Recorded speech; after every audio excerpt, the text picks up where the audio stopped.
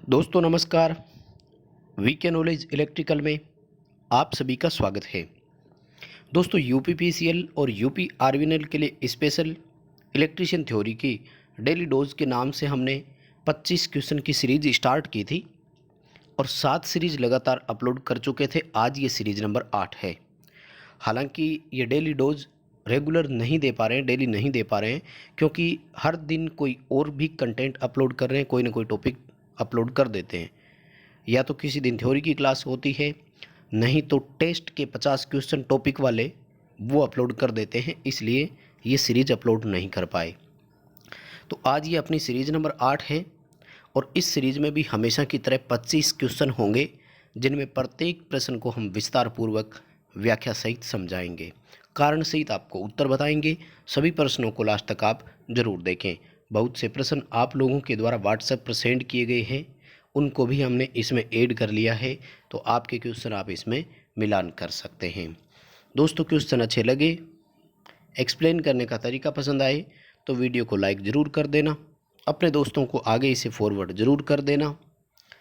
चलिए दोस्तों शुरू करेंगे क्वेश्चन नंबर 1 से। पावर ट्रांसफार्मर जो स्टार डेल्टा में संयोजित है, इसकी प्रोटेक्शन हेतु प्रयुक्त सीटी के कनेक्शन कैसे होंगे। दोस्तों सीटी जो इनके प्रोटेक्शन के लिए लगती है, करंट ट्रांसफार्मर जिसको बोलते हैं, पहले तो ये ध्यान रखें कि सीटी जो है ये मीटरिंग और प्रोटेक्शन दोनों के काम आती है, यानी ये मापी यंत्रों के साथ भी उपयोग की जाती है और प्रोटेक्शन के लिए रिले के साथ भी इसका उपयोग हम कर सकते हैं। सीटी जब भी लगती है तो ये मर्ज प्राइज प्रोटेक्शन के नाम से जानी जाती है, ध्यान रखें। और मर्ज प्राइज प्रोटेक्शन हमेशा उस पावर ट्रांसफार्मर की जो प्राइमरी सेकेंडरी के कनेक्शन होते हैं जस्ट उसके अपोजिट होते हैं। जैसे इस ट्रांसफार्मर में कनेक्शन थे स्टार डेल्टा, तो मर्ज प्राइज प्रोटेक्शन के लिए प्रयुक्त सिटी के कनेक्शन इसके जस्ट अपोजिट होंगे, यानी डेल्टा स्टार होगा। क्वेश्चन का आंसर अपना डी रहेगा। यानी जिस तरह से ट्रांसफार्मर है, suppose that transformer star star होता तो सिटी डेल्टा डेल्टा होती, ट्रांसफार्मर डेल्टा डेल्टा होता तो सिटी स्टार स्टार होती, और यदि डेल्टा स्टार होता तो स्टार डेल्टा होता। यानी सिटी में ट्रांसफार्मर वाइंडिंग के जस्ट अपोजिट कनेक्शन होते हैं। अपने इस क्वेश्चन का आंसर डी रहेगा।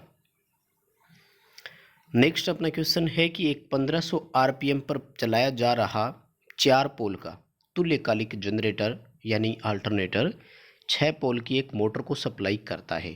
यदि 5% मोटर में स्लिप हो तो मोटर की रोटर गति कितनी होगी। सिंपल सा क्वेश्चन है। 1500 आरपीएम और 4 पोल से आप जनरेटर की फ्रीक्वेंसी निकाल दीजिए, वो आएगी 50 हर्ट्ज यानी 50 हर्ट्ज। F बराबर PN/120। दोस्तों ये आप लोगों द्वारा सेंड किए गए क्वेश्चन है, इसलिए हम करवा रहे हैं, नहीं तो इस तरह के प्रश्न मैं बहुत से क्वेश्चन पहले करवा चुका हूं और आई थिंक मोस्ट स्टूडेंट आप में से सब जो ये जानते भी होंगे, मोस्ट स्टूडेंट को इसका आंसर आता होगा। लेकिन ये जिन्होंने भी सेंड किया है तो वो ज़रूर अब समझ ले इस तरह के प्रश्नों को। 50 हर्ट्ज आएगा, मोटर में 6 पोल है तो मोटर की सिंक्रोनस स्पीड कितनी आएगी, 1000 आरपीएम। अब 1000 का 5% स्लिप हो गया यानी 50 आरपीएम, तो मोटर किस गति पर चल रही है, 950 आरपीएम पर। अपने इस क्वेश्चन का आंसर कर देंगे बी, 950 आरपीएम। नेक्स्ट अपना क्वेश्चन है कि चित्र में प्रदर्शित परिपथ में वोल्टमीटर V2 की रीडिंग कितनी होगी। 2 मीटर जोड़े गए हैं, ये सर्किट आप देख रहे हैं स्क्रीन पर। 250 वोल्ट की सप्लाई दोनों को दी गई थी, दोनों प्रतिरोधक 100 ओम के हैं और 2 मीटर 1 और 2 जोड़े गए थे। दोनों का मेजरमेंट लिया। भाई दोनों सीरीज में लगे हुए हैं, समान मान के हैं। श्रेणी क्रम में वोल्टेज ड्रॉप हमेशा हम जानते हैं कि प्रतिरोधक पर ही निर्भर करता है, किसी को भी सप्लाई के बराबर कभी वोल्टेज नहीं मिलता है, ये ध्यान रखें। सिंपल नियम होते हैं। जब दोनों प्रतिरोधक बराबर मान के हैं तो इन पर वोल्टेज ड्रॉप भी एक बराबर होगा, एक समान होगा। 250 वोल्ट का ड्रॉप इन पर हाफ हो जाएगा, 125 वोल्ट एक को मिलेगा, 125 वोल्ट दूसरे को मिलेगा। कहीं कोई कन्फ्यूजन नहीं है, सबसे आसान क्वेश्चन था। क्या करेंगे, ऑप्शन अपने बी होगा, 125 वोल्ट। किसी का भी हो, अगर वोल्ट मीटर 1 की रीडिंग भी अगर पूछी जाती तब भी 125 ही आती ना, दोनों बराबर मान के है। हाँ, यदि दोनों का प्रतिरोध मान अलग अलग होता तो फिर हमें परिपथ का कुल प्रतिरोध निकालना पड़ता, फिर परिपथ की करंट यहाँ से पता करते, फिर उनके पर्टिकुलर रेजिस्टेंस के साथ करंट को मल्टीप्लाई करना होता, उसके बाद में पता लगता कि ड्रॉप कितनी हो रही है। लेकिन समान मान के है तो कहीं कोई डाउट नहीं है, एक समान हिस्सा कर दिया जाता है। मान लीजिए कि ये अगर 3 होते तो 250 को 3 से डिवाइड कर दो, उत्तर हो जाता। ये अगर 4 प्रतिरोध होते 100 ओम के तो 4 हिस्से हो जाते। समान मान के प्रतिरोधकों में कोई समस्या नहीं होगी, बराबर डिवाइड हो जाता है। चलिए नेक्स्ट एक क्वेश्चन किसी भाई ने और पूछा कि परिपथ की चालकता और ससेप्टेंस क्या होगी। ऐसा डायग्राम उसने खुद ही बना करके सेंड किया था भाई, ठीक है। ये लो, मैंने वहीं से उठा लिया जैसा उसने लिखा है, ठीक है। तो वो खुद जो सेंड किया है ज़रूर इसको देखें। कंडक्टेंस और ससेप्टेंस क्या होगी। देखो हमें सर्किट में क्या दिया, आर दे दिया, और देखो यहाँ पर एल लिखा है, ध्यान से समझना। एल होता है इंडक्टेंस। अगर ये इसकी वैल्यू जो है ये इंडक्टेंस होती तो इसकी यूनिट यहाँ पर हेनरी होती, ध्यान रखना। अभी क्या लिखा हुआ है, 4 ओम।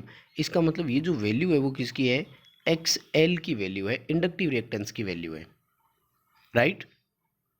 एक्स एल इंडक्टिव रिएक्टेंस की वैल्यू है, तो हो जाएगा।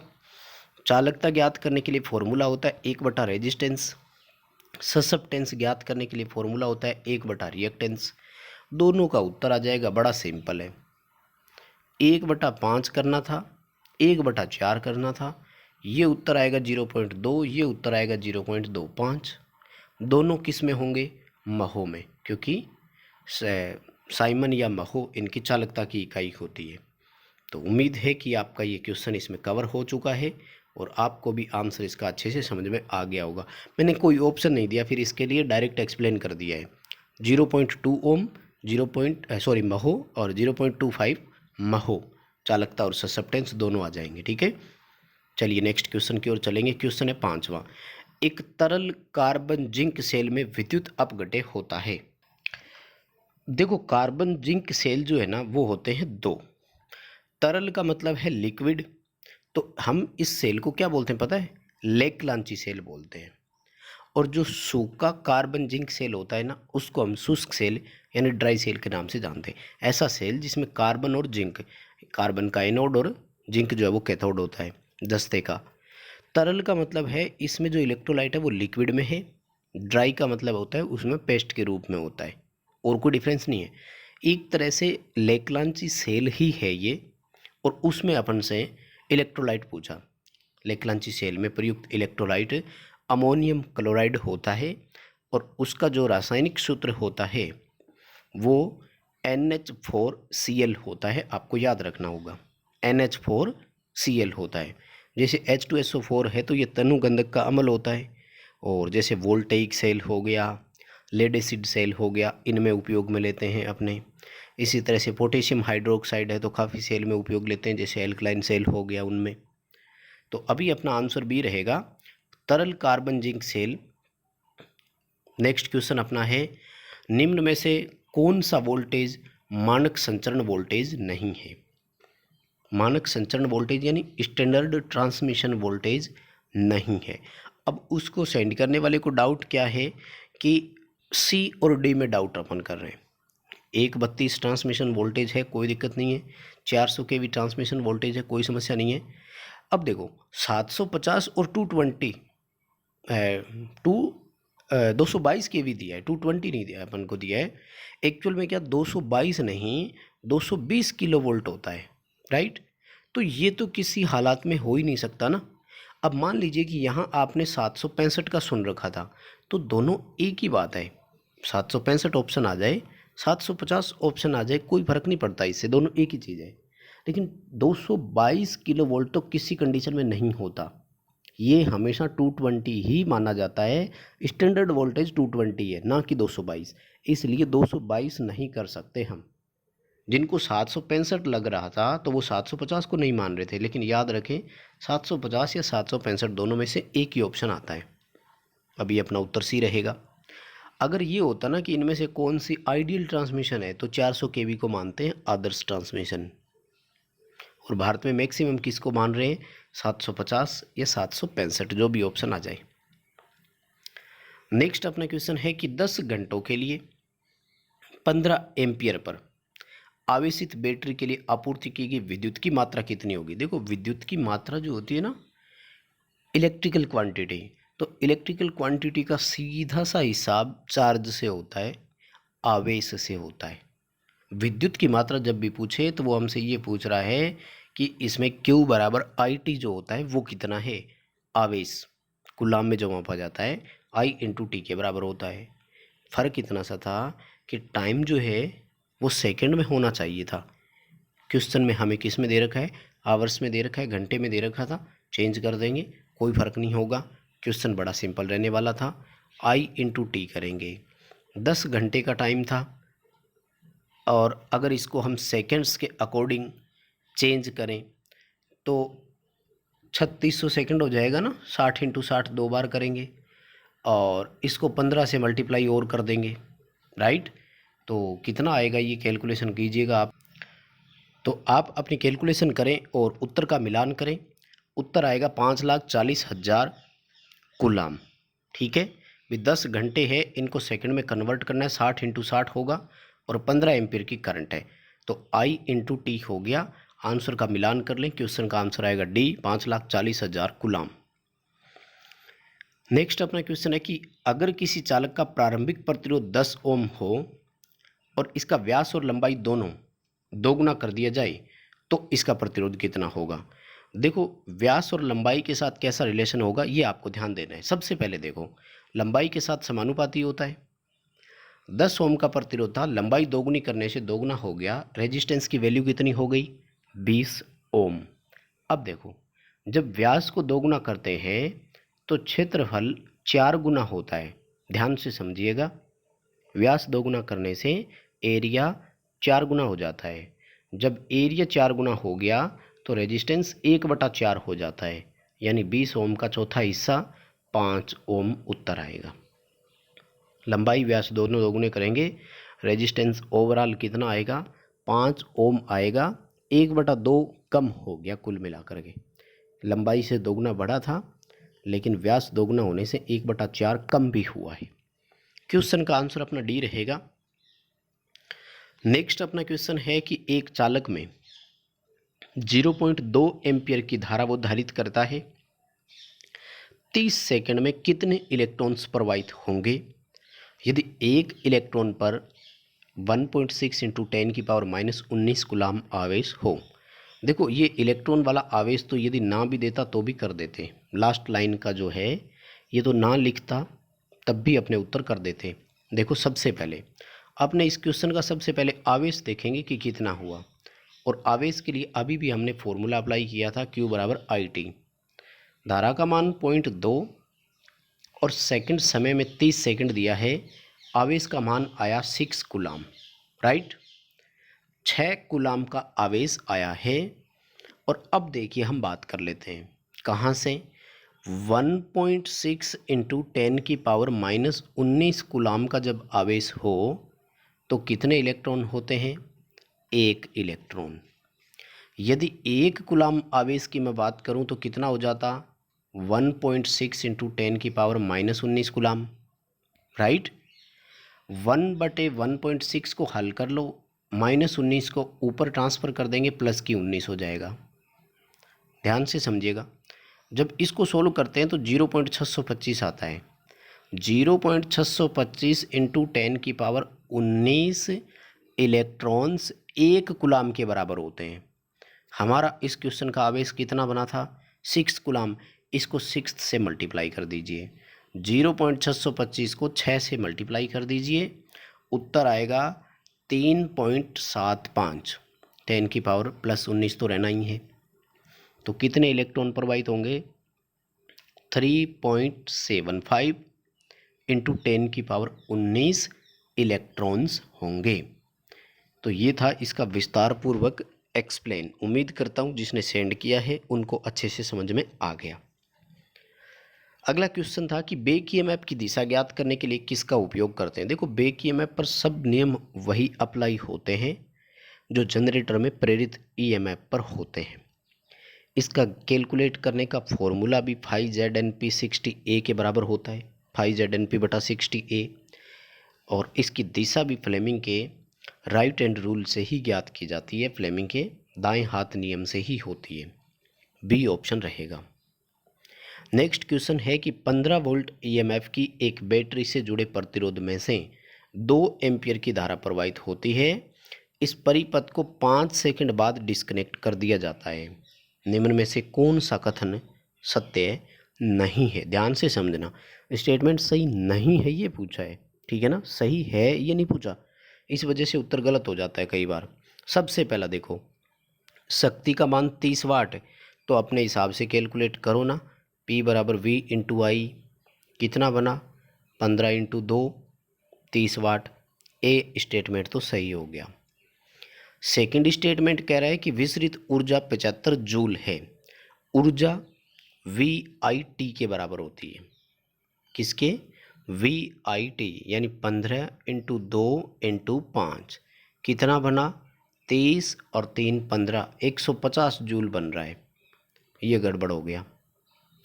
सी कह रहा है कि प्रतिरोध का मान 7.5 ओम है, तो आई बराबर V/R, 15/2 7.5 ओम। सी स्टेटमेंट भी सही हो गया। डी स्टेटमेंट कहता है कि 10 कूलाम का आवेश इसके द्वारा विसरित किया जाता है।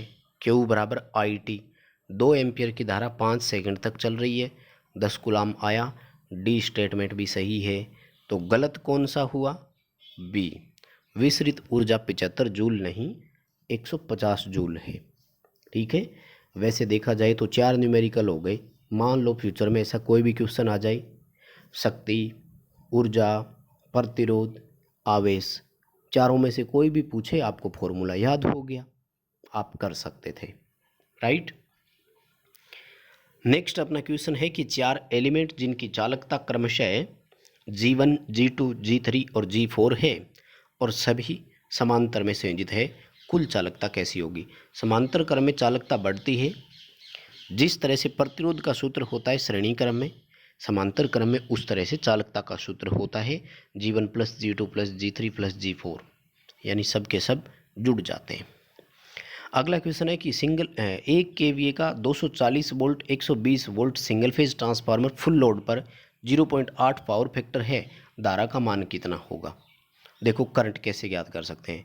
अगर सिंगल फेज में आप 1 kVA से यानी 1000 VA में 120 वोल्ट से भाग कर दें, तब भी आपका उत्तर आ जाएगा, उत्तर आएगा 8.33 एम्पियर।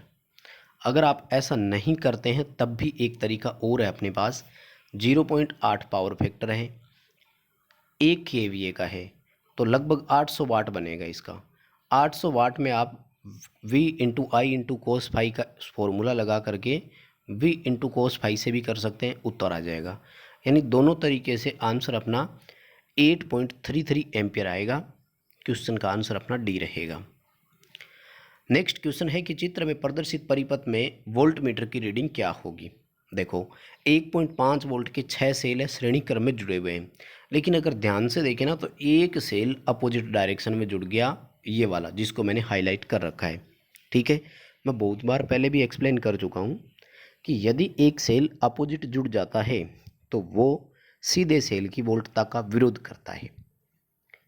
आउटपुट वोल्टेज अपेक्षित मान से कम होता है, आउटपुट वोल्टेज घट जाती है और कोई फर्क नहीं पड़ता है, यानी शॉर्ट सर्किट कभी नहीं होता है, वोल्टेज जो होती है वो कम हो जाती है। कैसे करेंगे, देखो जो सीधे सेल है उनकी वोल्टेज को जोड़ लो, 7.5 वोल्ट हुआ।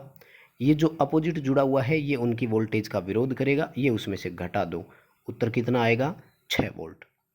या फिर दूसरा तरीका है, जो सेल सीधे जुड़े हुए हैं उनको देखो कितने हुए 5, उल्टा कितना जुड़ा हुआ है 1, तो इसमें से 1 घटा दो, कितने बचे 4 सेल, 4 सेल की वोल्टेज के हिसाब से कर दो, उत्तर आएगा 6 वोल्ट। अपना आंसर बी रहेगा। नेक्स्ट क्वेश्चन है कि निम्न में से कौन सा प्रतिरोधक भौतिक रूप से आकार में बड़ा होता है। आकार में बड़ा वही प्रतिरोधक होता है जिसकी वाटेज क्षमता अधिक हो, लेकिन अब ध्यान से समझना इसमें यह है कि वाटेज क्षमता 2 में देखो 50-50 वाट दे दी, 50 वाट के दो प्रतिरोधक हो गए, तो इनमें से कौन सा बड़ा होगा? तो फिर ध्यान रखना है जिसमें प्रतिरोध अधिक हो वो बड़ा होगा। यानी भौतिक रूप से शक्ति जो होती है वो भौतिक साइज को संकेत करती है, लेकिन जब शक्ति समान हो तो प्रतिरोध भी फिर ध्यान करना होगा। यानी 100 ओम और 50 वाट वाला जो है ये सबसे बड़ा आकार में होगा। अगला क्वेश्चन है कि यदि किसी परिवर्तित का इनपुट स्थिर है परंतु ऊर्जा बदल जाती हो, निम्न में से कौन सा अवयव नहीं बदलेगा? देखो, इस थ्योरी को अगर आप ध्यान से देखें ना तो ट्रांसफॉर्मर यही करता है। ट्रांसफॉर्मर परिवर्तनशील तो है ही ना, वोल्टेज या करंट को स्टेप अप और स्टेप डाउन करता है, और इनपुट हमेशा कांस्टेंट ही रहती है। एक ट्रांसफार्मर को जितना केवीए इनपुट मिलना होता है मिलता रहता है, और एनर्जी को वो ट्रांसमिट करता रहता है, तो हमेशा उसका केवीए आउटपुट जो है वो कभी नहीं बदलेगा यदि इनपुट इज, क्योंकि वी इंटू आई हमेशा बराबर होगा, कभी कोई फर्क नहीं पड़ेगा इसमें। ए ऑप्शन रहेगा केवीए आउटपुट। अगला क्वेश्चन है क्वाइल का प्रतिरोध 15 ओम, इम्पीडेंस का मान 25 ओम है, इंडक्टिव रिएक्टेंस कितना होगा? यानी आर और जेड दे दिया और एक्स का मान पूछा है, राइट। देखो, इम्पीडेंस जो जेड होता है ज्ञात करने के लिए फॉर्मूला था R square plus X L की स्क्वेयर और दोनों का अंडर रूट। जब एक्स एल निकालना होगा तो Z square minus R square और दोनों का अंडर रूट होगा। जेड है 25, 25 की स्क्वेयर करेंगे 625 आएगा। प्रतिरोध है 15, 15 की स्क्वेयर करोगे 225 आएगा। दोनों का अंतर आया 400, 400 का अंडर रूट जब हम निकालेंगे तो उत्तर आएगा 20 ओम। क्वेश्चन का आंसर अपना ए होगा। अगला क्वेश्चन है कि वायुमंडल की नमी या आर्द्रता नापने के लिए हम किसका उपयोग करते हैं? नमी या आर्द्रता यानी ह्यूमिडिटी या मॉइस्चर मेजरमेंट करना है तो हाइग्रोमीटर का उपयोग करेंगे। बैटरी के इलेक्ट्रोलाइट का अपेक्षित घनत्व मेजरमेंट करना है तब हाइड्रोमीटर का उपयोग करेंगे। टेकोमीटर स्पीड यानी गति मापने के काम आता है, जबकि पायरोमीटर उच्च तापमान मापने के लिए उपयोग किया जाता है। नेक्स्ट अपना क्वेश्चन है कि एक कैपेसिटर क्या करता है? तो कैपेसिटर जो है इसका कैपेसिटिव रिएक्टेंस फ्रीक्वेंसी के व्युत्क्रमानुपाती होता है। डीसी की फ्रीक्वेंसी 0 होती है, इसलिए एक्स सी का मान कितना होता है? अनंत। अनंत विरोध करेगा तो क्या कोई चीज़ उसमें से प्रवाहित हो पाएगी? नहीं। इसका मतलब वो डीसी को कभी प्रवाहित नहीं होने देता। ए ऑप्शन रहेगा pass to AC, block to DC. एक कैपेसिटर एसी को प्रवाहित होने देता है, डीसी को नहीं होने देता, डीसी को ब्लॉक कर देता है। नेक्स्ट अपना क्वेश्चन है कि सिरों की संख्या के आधार पर निम्न में से कौन सा भिन्न है? देखो, नंबर ऑफ टर्मिनल्स के बेस पे पूछ रहा है, राइट। अब जिसने ये सेंड किया था उनको क्या डाउट लग रहा होगा? वो यूजीटी और डाइक पर डाउट कर रहे थे, ठीक है, ध्यान से समझना। बीजीटी में एमीटर, बेस और कलेक्टर, एफईटी में गेट, ड्रेन और सोर्स, तीन तीन सिरे हो गए, ठीक है। अब यूजीटी में देखो सिरे तो तीन होते हैं ना, संख्या के रूप में पूछा है तो संख्या तो तीन है, नाम दो ही थे, कौन से? एमीटर, बेस 1 और बेस 2, तो संख्या तो तीन हो गई ना। जबकि डाइक में दो ही होते हैं, मेन टर्मिनल 1, मेन टर्मिनल 2, या फिर एनोड 1 और एनोड 2।